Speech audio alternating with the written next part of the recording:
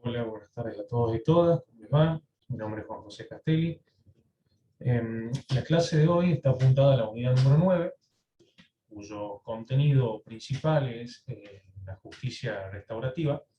Sin embargo, dentro del programa, en lo que hace a la bolilla 10 en particular, el punto 5 trata los modos de finalización del proceso penal juvenil y habíamos visto la posibilidad de tratar estos modos dentro de la bolilla 9 para que tenga mayor relación con la temática.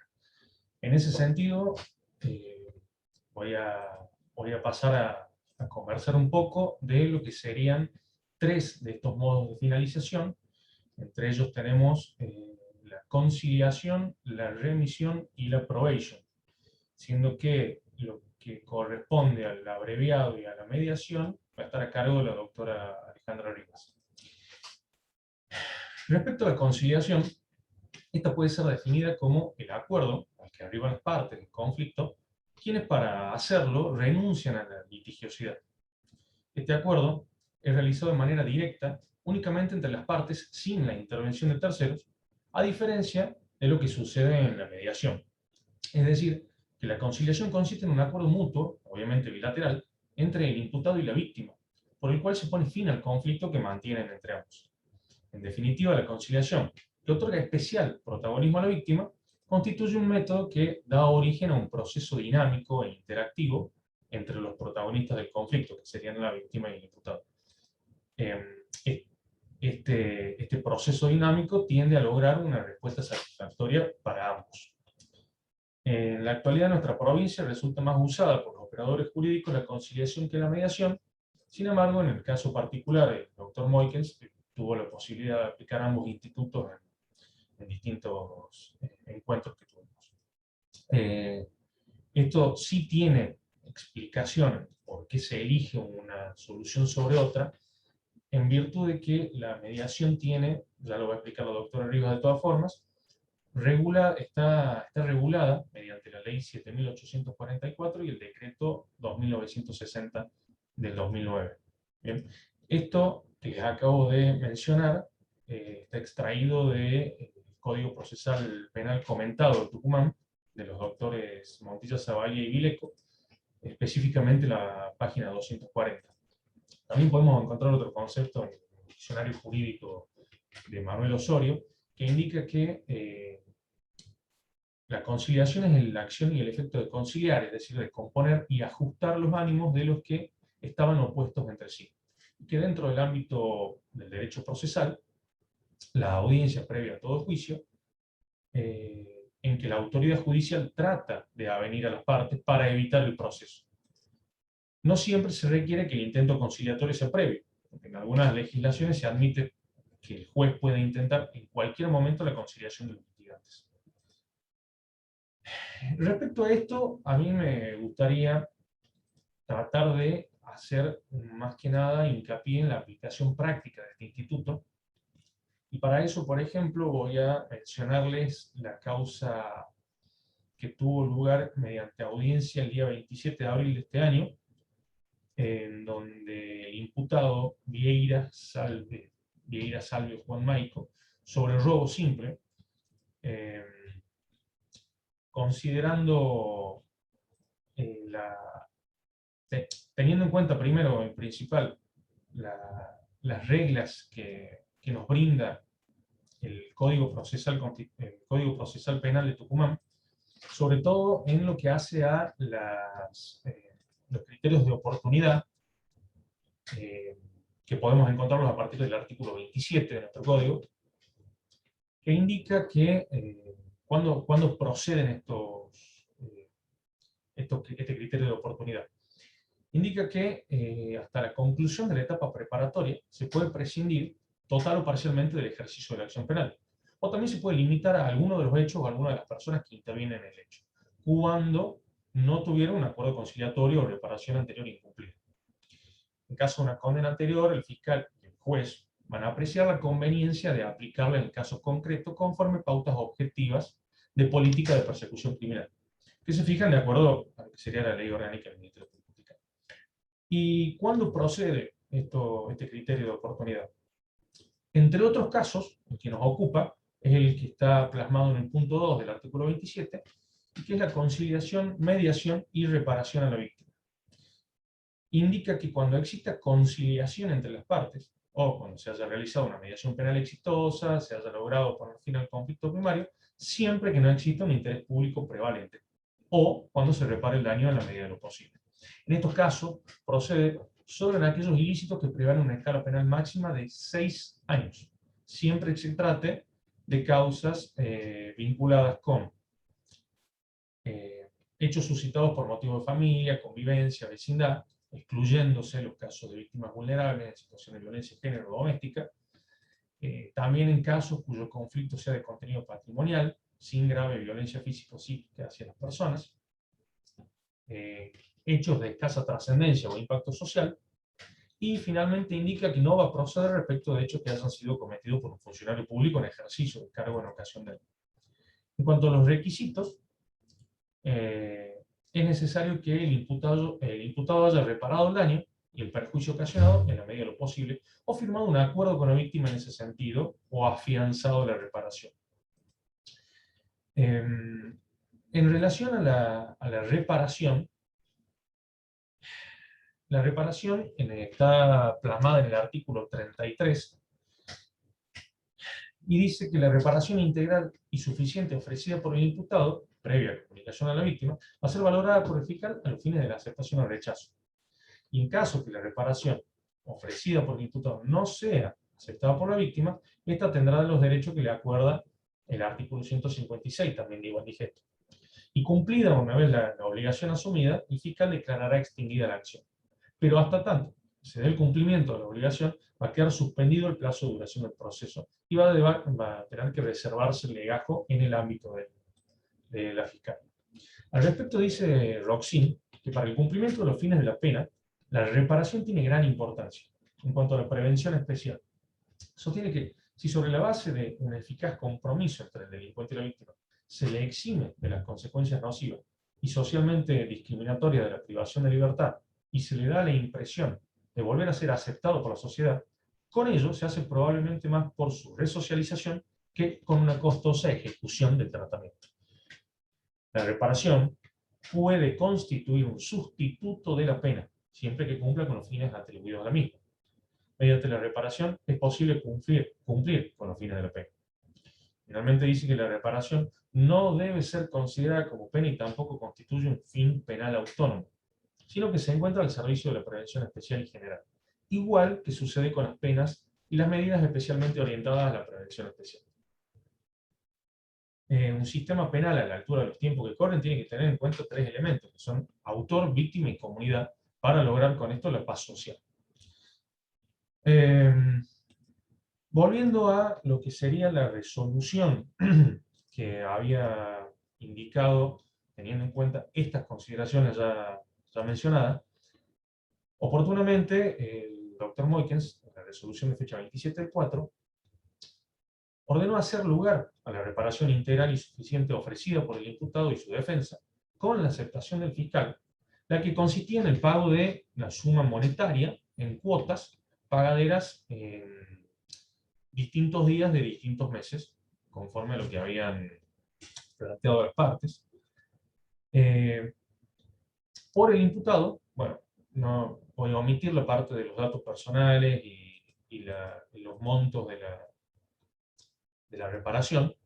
Sin embargo, lo que apunta es a que también tenemos una oficina que puede nuclear este tipo de soluciones, que es la oficina de control de acuerdos, bien, por un lado, que depende de la Corte, y si no tenemos que este tipo de salida pueden filtrarse a través de oficinas del Ministerio Público Fiscal, ¿bien? Que se comprometen a recibir esas erogaciones que realiza el imputado y hacer entrega a la víctima de las mismas. Esto conforme, como le había dicho, al artículo 27 y 33 del Código. Bueno, como también habíamos visto en el artículo 27, se suspenden los plazos procesales que se encuentren corriendo y se reserva el legajo en el ámbito del Ministerio Público Fiscal.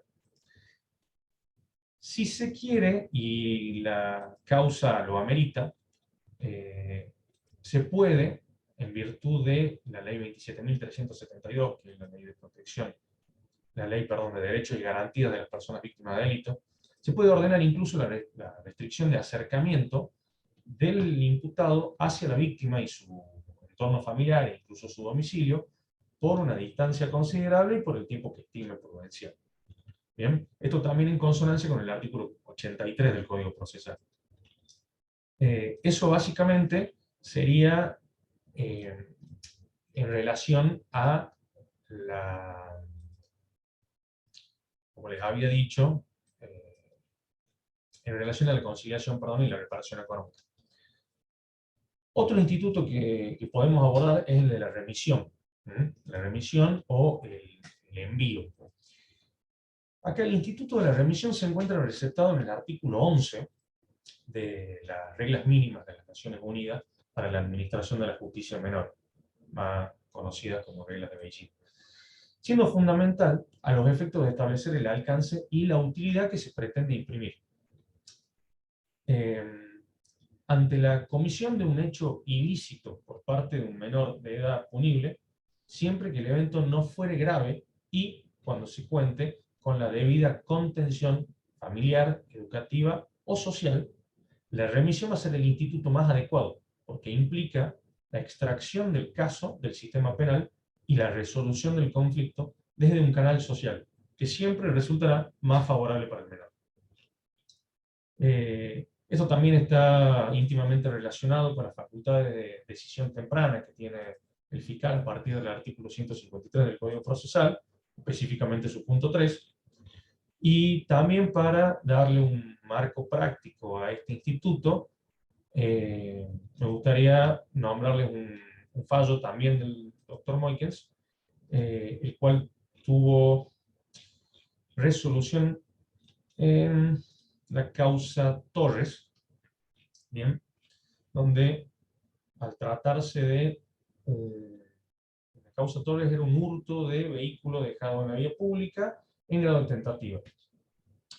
En este caso estamos hablando de, como habíamos dicho, un ilícito que no implique una grave afectación. No, en este caso estamos tratando de bienes. ¿Bien?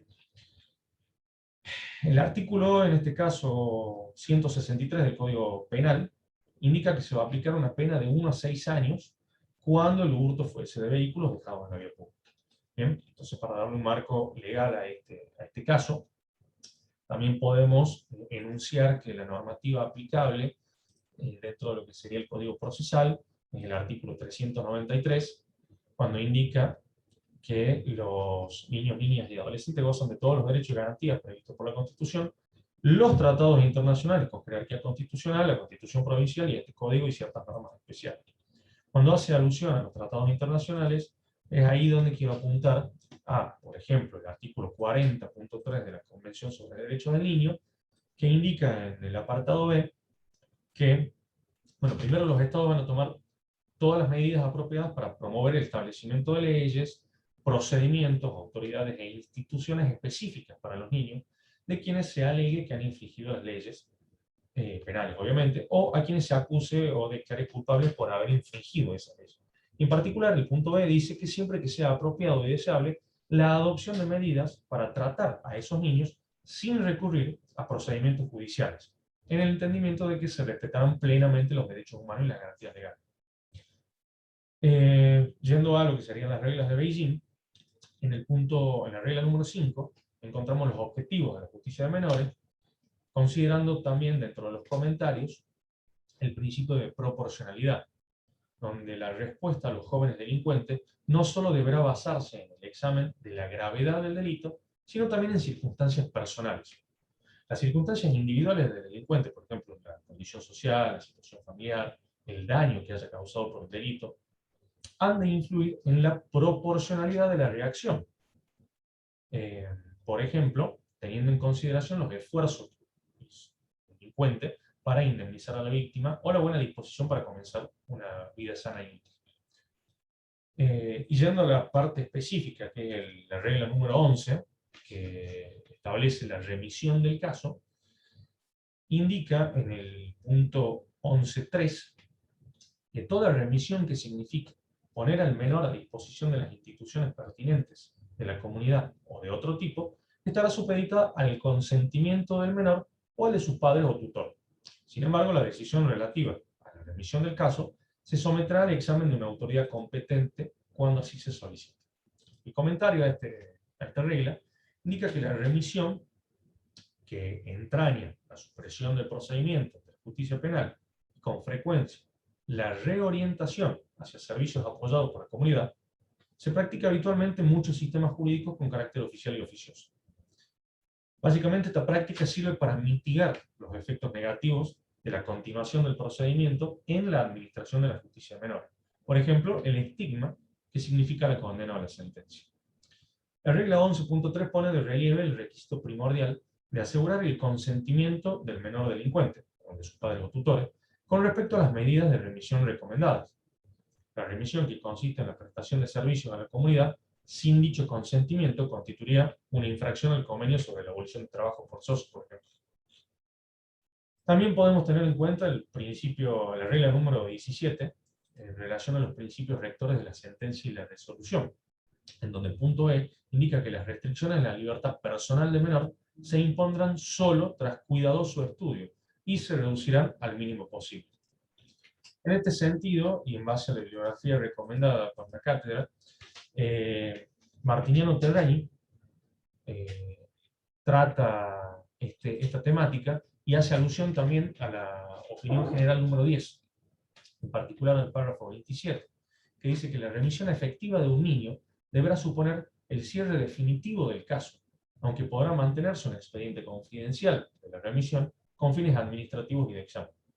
No deberá considerarse un registro de antecedentes penales y no deberá equipararse la remisión anterior de un caso a una condena.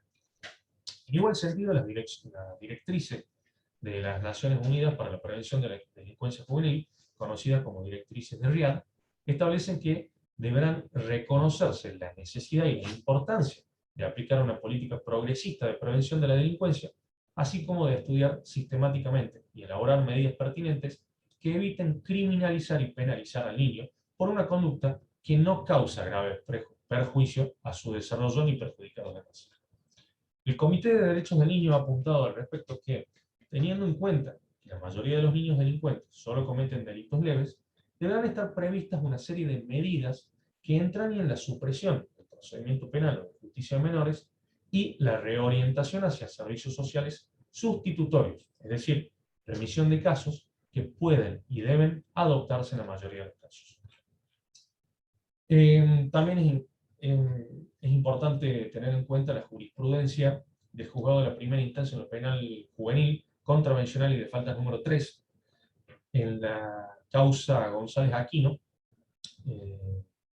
sobre falsificación de documentos destinados a acreditar la identidad de personas, en relación a la habilitación para circular o la titularidad de un automotor. Acá se dijo que los niños, niñas y adolescentes, por la etapa evolutiva en la que se encuentran y por su inmadurez en lo emocional, psíquico y psicológico, son personas especialmente vulnerables y por eso son titulares de derechos especiales de protección a los que le corresponden a su vez deberes especiales de protección por parte de la familia, la sociedad y el Estado. En este sentido, tuvo un rol y participación activa en el proceso de búsqueda de soluciones posibles y también cuenta con apoyo y contención de parte de la familia, por lo que solicita se haga lugar al Instituto de la Remisión.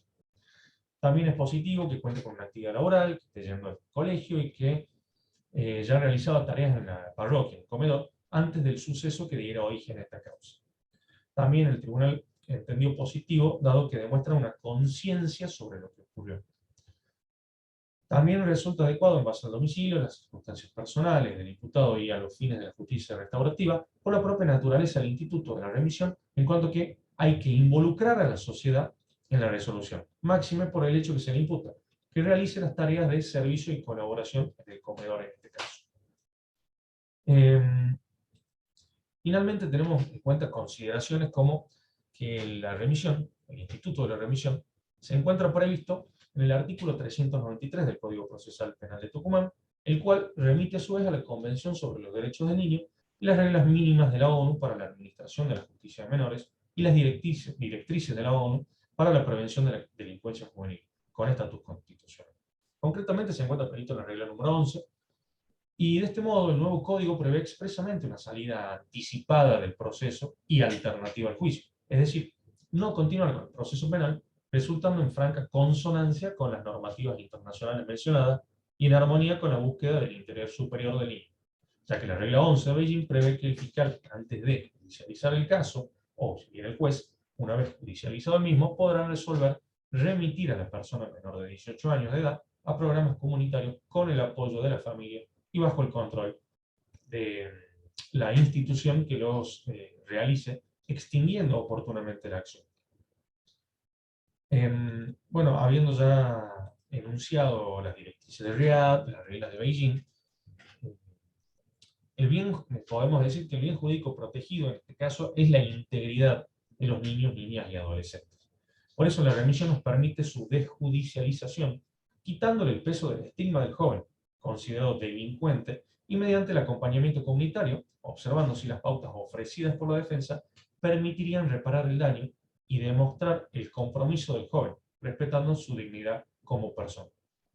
Se debe tener en cuenta, para la aplicación de la remisión, el grado de responsabilidad y el daño causado, como así también la reparación del mismo, no resultando el tratamiento o la rehabilitación del niño, porque de esa forma se reiteraría la lógica del tratamiento tutelar con que estas reformas se quiso desterrar, y se perdería la lógica de la reparación del daño.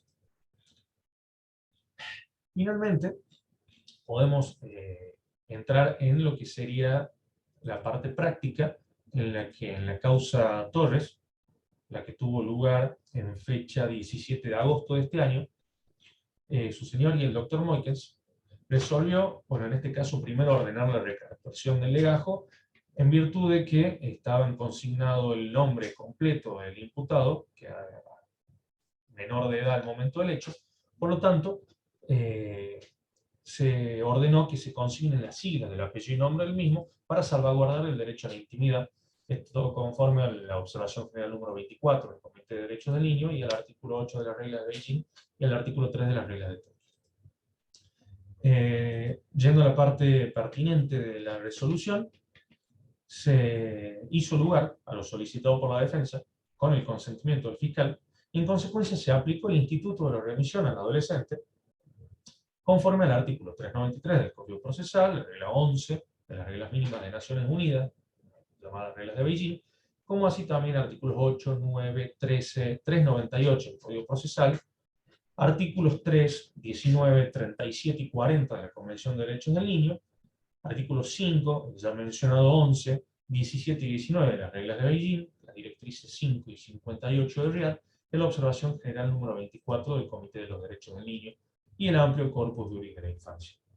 Asimismo, se dio una intervención a la DINAIF, la Dirección de Niñez, Adolescencia y Familia, a efectos de que de tal organismo proteccional se procure que el adolescente sea incorporado, a la mayor brevedad posible, y por un plazo estimado, que en este caso fue de 3 meses, a un programa de orientación destinado a trabajar pautas de conducta del adolescente que acrecienten su sentido de la propia dignidad y valor y fortalezcan su respeto por los derechos humanos y libertades fundamentales de terceros, promoviendo su reintegración con el objeto de que asuma una función constructiva en la sociedad, pudiendo ser en este caso el dispositivo puente de la DINAIF, salvo un mejor criterio de dicho organismo.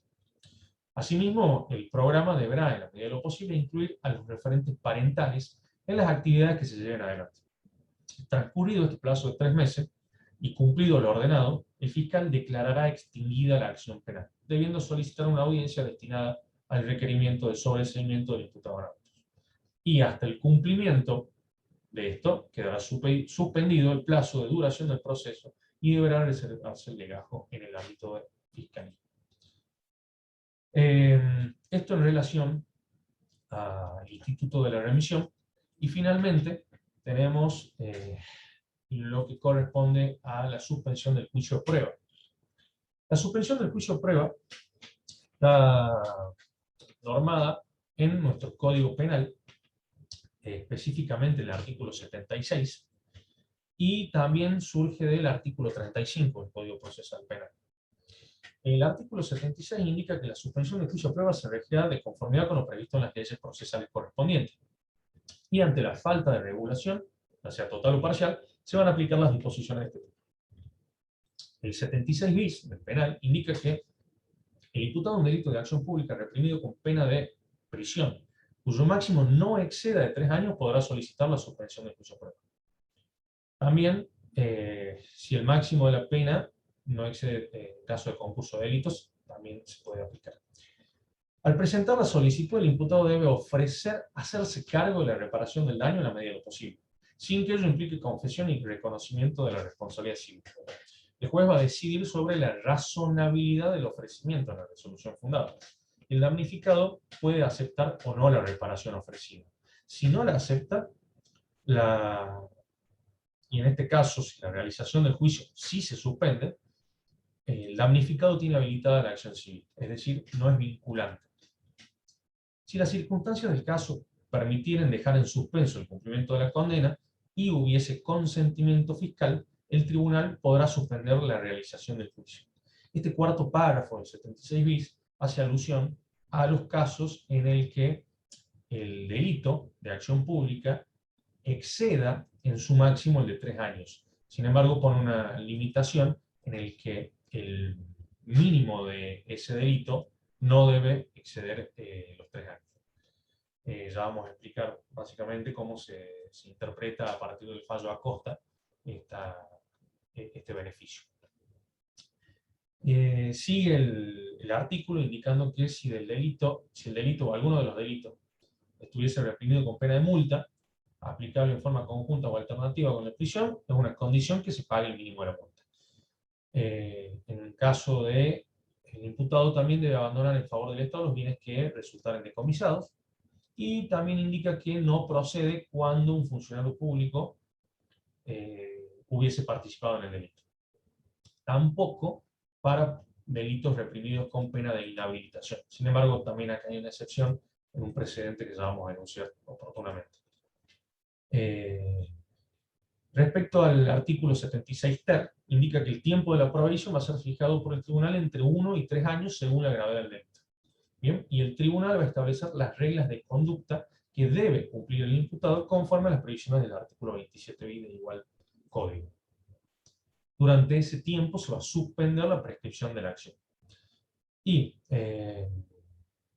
si durante el tiempo fijado por el tribunal el imputado no comete un delito, repara los daños en la medida de lo posible y cumple con las reglas de conducta establecidas, se va a extinguir la acción penal.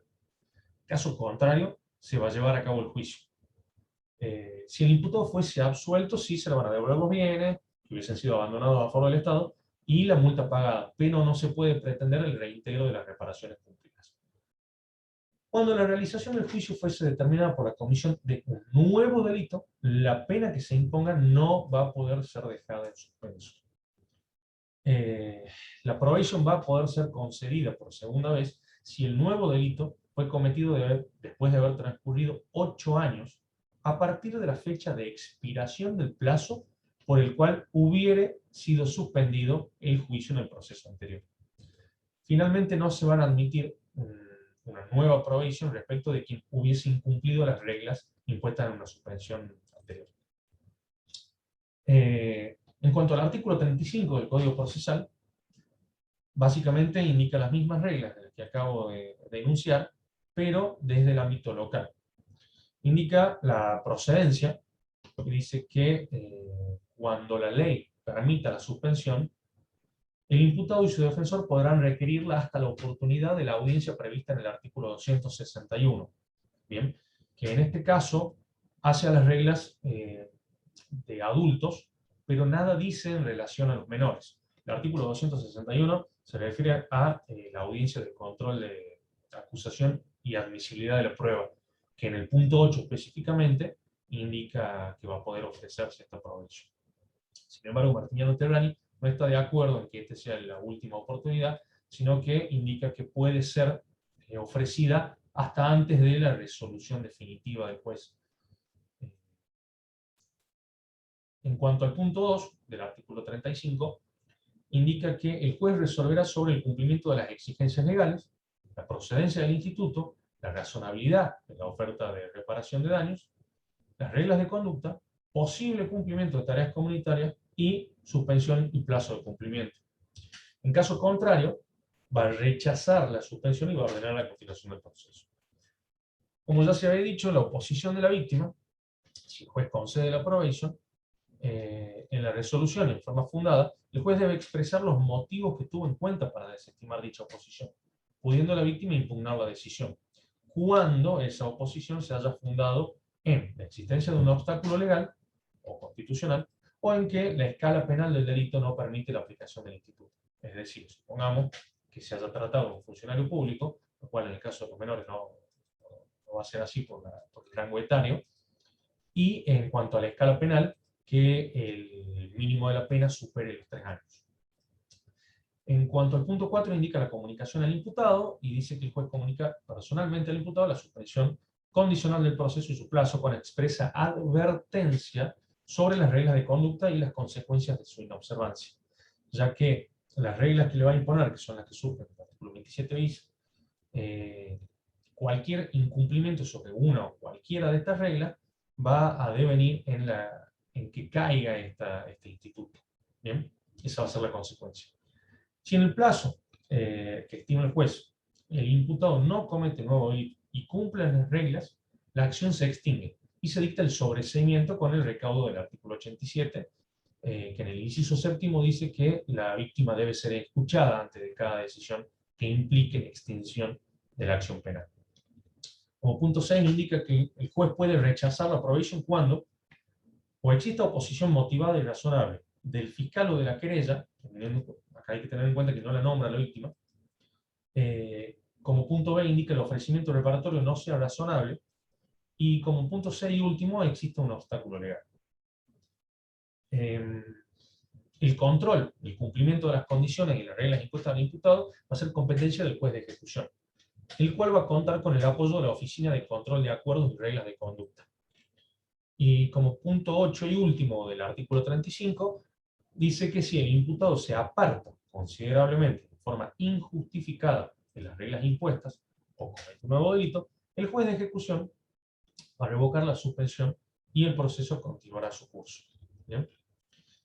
Entrando a la parte especial en relación a los niños, niñas y adolescentes, es dable destacar lo que sostiene Martiniano Terrani en el capítulo 5, donde dice que la probation es un instituto por medio del cual el adolescente, el imputado, se somete voluntariamente durante un plazo determinado a un periodo de prueba, a cuyo término se declara extinguida la acción penal a su respecto. Durante ese lapso, el adolescente va a estar sujeto al cumplimiento de determinadas obligaciones, reglas de conducta. En caso de que éstas no fueran cumplidas, el órgano judicial tiene la facultad de revocar la medida y reiniciar la persecución penal en su contra. Este régimen instituido por el Código no impide la aplicación a niños, niñas o adolescentes, acusados de haber cometido un delito, toda vez que no existe norma alguna que los excluya. Por lo tanto, teniendo en cuenta los principios establecidos por la Convención sobre Derechos del Niño, en particular el de la desjudicialización, se consideró al Instituto de la Probation como más beneficioso que el régimen legal específico de la 22.278. En definitiva, no existe razón alguna para privar a una persona menor de 18 años, al momento del hecho, de hacer uso de dicha opción, pues de cumplir las pautas que se imponen durante el tratamiento tutelar, se va a evitar su sometimiento a juicio oral, con la estigmatización y consecuencia que ello implica. ¿Qué más dice Martiniano Terrani en relación a este instituto? Indica que es importante señalar que se han ampliado aún más los casos en que el instituto de la probation puede proceder en cuanto a la calificación provisoria de los hechos mediante la aplicación del artículo 4 de la ley de fondo. Esto es, la reducción de la pena en la forma prevista para la escala de la tentativa de delitos. Esto es lo que les comentaba más o menos en cuanto al párrafo cuarto del artículo 76 bis del Código Penal. Dice que la revocación también opera si la persona menor de edad imputada cometiera otro delito durante el periodo de prueba o incumpliere la obligación de reparar el daño causado. El artículo 76 ter establece que la probation puede ser concedida por segunda vez si han transcurrido 8 años desde la fecha de expiración del plazo por el cual se suspendió el proceso anterior. Eso es lo que ya habíamos manifestado hace unos minutos. ¿Qué dice? Que es un derecho exclusivo del imputado solicitar la aplicación del instituto, pero nada impide que la solicitud y oferta reparatoria puedan ser presentadas por el abogado defensor con la firma del adolescente. En cuanto al contenido, hay dos exigencias. Una, la manifestación expresa de la voluntad del imputado, y dos, el ofrecimiento de hacerse cargo de la reparación del daño en la medida de lo posible. La legislación nacional no exige la admisión de la veracidad de la imputación para solicitar o disponer una probation. Y eso es una de las diferencias con el juicio abreviado que oportunamente va a desarrollar la doctora Rivas. Que el juicio abreviado sí requiere de la veracidad de los hechos, entre otras cuestiones como por ejemplo la evidencia que sustente el hecho por el que se lo imputa. El Código Penal habilita la concesión del instituto sin que ello implique confesión y reconocimiento de la responsabilidad civil correspondiente. ¿Qué se dice acá? Que, a modo de ejemplo, posee capacidad suficiente para decidir en cuanto a lo que considere más conveniente a sus intereses, dando así por terminado el estado de incertidumbre que pesa sobre él, que ante el cúmulo de tareas que pesan sobre la judicatura, esa circunstancia mantendría por largo tiempo. Tenemos que el adolescente tiene derecho a que la probation contemple pautas de conducta razonables y adecuadas a sus posibilidades reales de cumplimiento. Bien. Respecto de la última ocasión procesal para presentar la solicitud de probation, coincide la jurisprudencia nacional que puede admitirse hasta cualquier momento anterior al pronunciamiento de la sentencia del órgano judicial. ¿Y qué es lo que había indicado? Que esto choca con lo establecido en el artículo 261, inciso octavo del Código Procesal. Sin embargo, está dirigido a adultos y nada dice en relación a los niños, niñas o adolescentes en especial. Haciendo más hincapié en lo que habíamos dicho sobre el fallo Acosta, a partir de este fallo, la probation comprende dos grupos de delitos. El primero abarca delitos cuya pena máxima prevista no supera los 3 años de prisión, mientras que el segundo abarca los delitos no incluidos en el primero, pero que aún así permiten el dictado de una condena cuyo cumplimiento pueda dejarse en suspenso. Es decir, que cuya pena no exceda la de 3 años. ¿Bien? El criterio que limita el alcance del beneficio, previsto en el 76 bis, a los delitos que tienen previsto una pena de prisión cuyo máximo no supere los 3, se funda en una exégesis irrazonable de la norma que no armoniza con los principios enumerados, toda vez que consagra una interpretación extensiva de la punibilidad, que niega un derecho que la propia ley reconoce, otorgando una indebida preeminencia a sus dos primeros párrafos sobre el cuarto, al que deja totalmente inoperante. Eso en cuanto al fallo 331-858 del considerando séptimo del voto de los jueces Lorenzetti, Fait, Maqueda y Zaffaroni. Bien. Volviendo a lo del funcionario público, teniendo en cuenta que la probation no procede cuando un funcionario público en ejercicio de funciones hubiera participado en el delito, ni para penas, ni para los delitos reprimidos con pena de inhabilitación. Acá hay una excepción que estaba dada a partir del fallo Norberto de la Corte Suprema, donde los distintos tribunales conceden la probation, aunque el delito estuviera reprimido con pena de inhabilitación. En cuanto a ¿qué más podemos decir de esto? Una vez que se decida la aplicación de la probation del adolescente, el órgano judicial debe tomar dos decisiones. Una sobre el establecimiento del plazo de prueba y otra con relación a la eventual imposición de reglas de conducta. El plazo no puede en principio ser menor a 1 año ni mayor a 3 y debe ser proporcional a la gravedad del hecho. Sin embargo, tenemos excepciones a esta imposición de no menos de 1 año. ¿Bien? Por ejemplo, tengo el caso en el que, bueno, está expresado en el libro de Martiniano Terrani, indica que un joven estuvo bajo seguimiento tutelar por casi un año. Y dice que,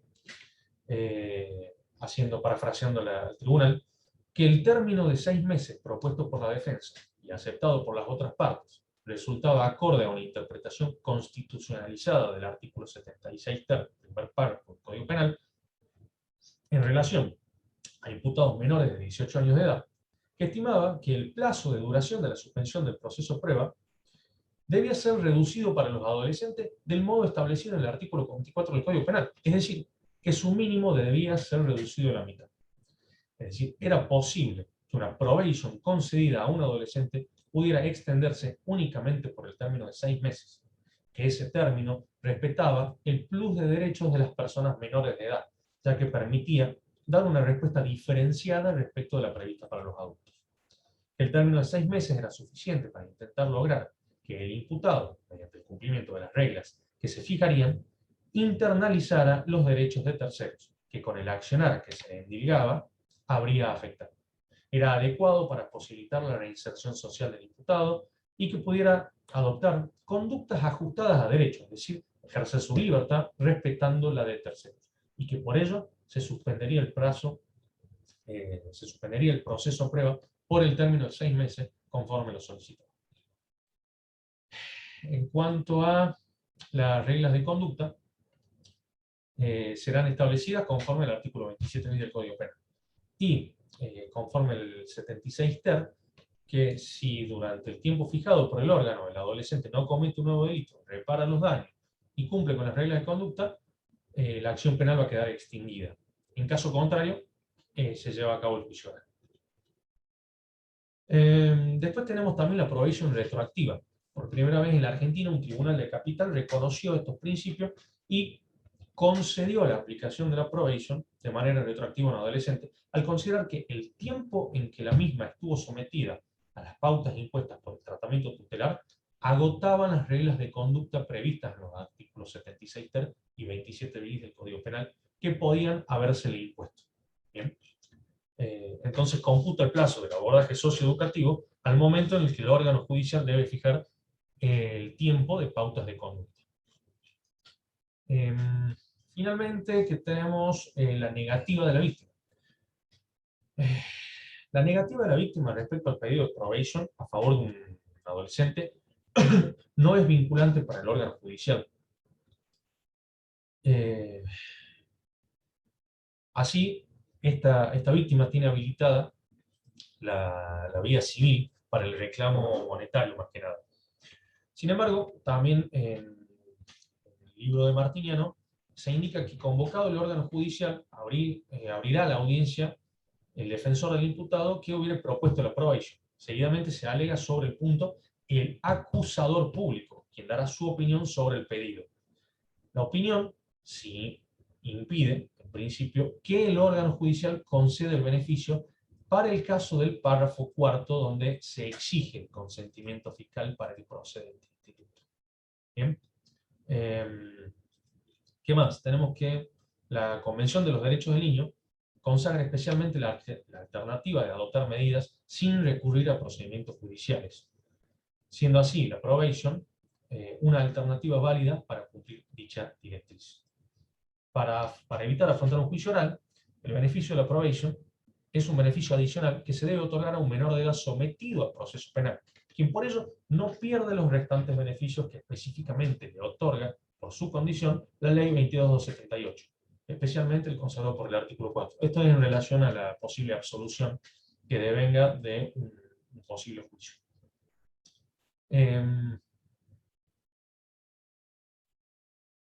¿Qué más tenemos? Bueno, un caso práctico, que es el resuelto por el doctor Moikens en audiencia de fecha 10 de agosto de este año, donde la defensa hace la propuesta. Básicamente los puntos a tener en cuenta son que solicita la aplicación directa de la probation en la causa en virtud del artículo 76 bis y se encuentra autorizada la presente petición sin perjuicio que, si bien la pena por la que se debe examinar la procedencia del instituto es la de prisión cuyo máximo en abstracto no excede 3 años, Hoy el límite está superado al adoptar la Corte Suprema de la Nación la tesis amplia, que admite la probation cuando la pena en abstracto supere los 3 años, pero el juicio de punibilidad admita la pena de ejecución condicional, que es el ya mencionado fallo Acosta de la Corte Suprema de la Nación del 2008. Indica también, a modo de reparación del daño en la medida de lo posible, que el pupilo ofrece la suma de 10.000 pesos para la víctima, y la reparación del daño va también de la mano con las tareas comunitarias. En este caso era en un club, en una escuelita de fútbol, donde además funcionaba como un merendero y se servía la merienda después de cada práctica. Se había comunicado también con el presidente de la institución para que preste la conformidad y el joven imputado preste servicios en dicho club durante ciertas horas semanales por el tiempo indicado. También se ofrecían reglas de conducta, que son las del artículo 27 del Código Penal. Entre ellas tenían la de fijar residencia y someterse al cuidado de un patronato, abstenerse de usar estupefacientes o abusar de bebidas alcohólicas, realizar trabajos no remunerados a favor del Estado, y la prohibición de portar cualquier tipo de arma de fuego. El hecho por el que venía imputado era que el día 20 de julio de 2021, a horas 15:20 aproximadamente, mientras la víctima caminaba hacia la parada de colectivo ubicada en esquina X de la ciudad, el adolescente imputado se acercó a la víctima detrás de él, le tomó el brazo y lo amenazó diciéndole que le diera su teléfono celular o lo iba a matar. En este caso, la víctima comenzó a sacar de sus bolsillos el barbijo, el carnet de discapacitado, diciéndole que no tenía celular, pero el imputado seguía amenazándolo, por lo que finalmente la víctima le entregó el teléfono, y una vez que tuvo el teléfono en su poder, el imputado se dio a la fuga. Luego de esto, al ser alertado por la policía, lograron dar con el imputado, quien fue aprehendido y fue trasladado luego al centro de admisión y derivación para la pertinente audiencia de control de aprehensión, que tuvo lugar ante su señoría el doctor Moikens, que es la que estoy poniendo ahora a conocimiento. Bueno, en este caso teníamos que el delito se trataba de un robo en grado de tentativa. El robo simple, el artículo 164, tiene una pena de prisión que va de 1 mes a 6 años. Por lo tanto, estamos dentro de los parámetros legales. ¿Bien? Si seguimos la doctrina del fallo Villarino, se reduciría 1/3 el máximo y la mitad del mínimo. Eso también es la doctrina de la Corte de la Nación. Sin embargo, para la Corte Suprema de Tucumán, nosotros adoptamos la escala de, la doctrina de disminuir 1/3 del mínimo y la mitad del máximo, ¿bien?, de la pena, que también es la postura adoptada por el Tribunal Superior de Corte. ¿Cuáles son las consideraciones que se tuvieron en cuenta? Primero que el imputado viene sin consentir ni reconocer hechos ni derechos, y que la probation es un beneficio adicional que se debe conceder a una persona menor de edad, que no pierde por ello los restantes beneficios que específicamente le otorga la ley de fondo 22.278. Respecto al ofrecimiento, el concepto de resarcimiento económico y tareas comunitarias resultaban razonables y proporcionales al delito cometido. Lo primero que correspondía señalar es que el imputado llegaba acusado por el delito de robo simple en grado de tentativa, previsto en los artículos 164, 42, 44 y 45 del Código Penal, de lo cual surge que la escala aplicable al caso, conforme a la doctrina ya reseñada, es de 20 días a 3 años. Por lo tanto, se encuentra dentro de los parámetros del artículo 76 bis. En este caso sería la del primer párrafo, donde no se exige consentimiento fiscal.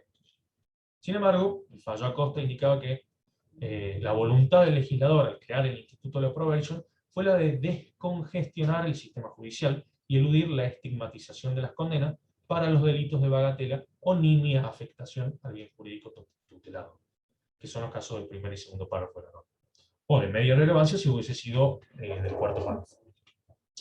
En este caso, lo que se analiza es el ofrecimiento de reparación del daño a la víctima, que fue de 10.000 pesos de resarcimiento económico, el compromiso de realizar tareas comunitarias en una institución de bien público por el plazo de 6 meses, y acá entra lo que habíamos reseñado de bajar la escala que indica el artículo 76 ter, que dice que las reglas de conducta se van a aplicar por entre 1 y 3 años, acá se lo reduce a 6 como grado de tentativa, perforando el mínimo, en virtud de tratarse de un delito de bagatela. Otro punto a tener en consideración es la inexistencia de impedimentos normativos, que no esté reprimido con pena de inhabilitación, que no se trate de los delitos reprimidos en el Código Aduanero o régimen penal tributario, que tampoco se le haya concedido una probation anterior dentro de los plazos previstos en el 76 ter, ni se hayan incumplido reglas impuestas en una suspensión a juicio anterior. Y finalmente, la inexistencia de otro impedimento legal, constitucional o convencional, como por ejemplo que implique violencia de género o contra menores. Bien, en caso de negativa de todos estos puntos, es procedente el Instituto de la Provincia. Finalmente, el amplio corpus juris de la infancia, en particular el fallo Maldonado de la Corte Suprema de la Nación, dispone que la culpabilidad por el acto del niño es de entidad inferior a la del adulto, como consecuencia de su personalidad inmadura en la esfera emocional. No resta otra solución que reconocer que la reacción punitiva estatal debe ser inferior que la que correspondería a igualdad de circunstancias respecto de un adulto. En base a todo lo expuesto, su señoría resolvió hacer lugar a la probation solicitada por la defensa, con acuerdo del fiscal y la Defensoría de Niñez y la víctima en autos, a favor del menor de edad al momento del hecho, por el plazo de 1 año, a contarse desde la resolución y por considerar razonable el ofrecimiento de reparación económica y tareas comunitarias, por el delito ya indicado, que era el de robo sin grado de tentativa. Se dispuso que el imputado cumpla ciertas reglas de conducta, como ser fijar domicilio, realizar tareas comunitarias, prohibición de portar armas de fuego, abstenerse de usar estupefacientes o abusar de bebidas alcohólicas, prohibición de acercamiento del imputado a la víctima y grupo familiar y domicilio, por un tiempo estimado y una distancia que era la de 200 metros en este caso. Otra de las reglas fue la obligación de concurrir una vez a la semana a la comisaría más cercana al domicilio, acompañado de un referente parental, para firmar el libro de comparendo. Y finalmente, pero no menos importante, fue la entrega de la suma de dinero en carácter de resarcimiento económico. Ciertas reglas de las ya mencionadas se imponían por el plazo de 2 años. Sin embargo, la regla de las tareas comunitarias se había impuesto solamente por el plazo de 6 meses, a contar desde que empiece a cumplir con las tareas, perforando el mínimo ya nombrado. Bueno, se cesaron las medidas de disposición provisoria que venía cumpliendo, se dio continuidad a la intervención de la Dirección de Niñez, Adolescencia y Familia para la restitución de los derechos del joven que pudieran encontrarse vulnerados, poniendo énfasis sobre todo en el derecho a la educación, para que termine la escuela, y finalmente se remitieron las actuaciones al juez de ejecución de sentencias. Bueno, esto sería todo en cuanto a los 3 puntos tratados en relación finalmente con los modos de finalización del proceso penal juvenil que había abordado, que eran la probation, la conciliación y la remisión. Así que ya quedaría pendiente que la doctora Rivas ocupe lo que sería abreviado inmediato. Así que con esto me despido, agradeciéndoles a todos. Muchas gracias.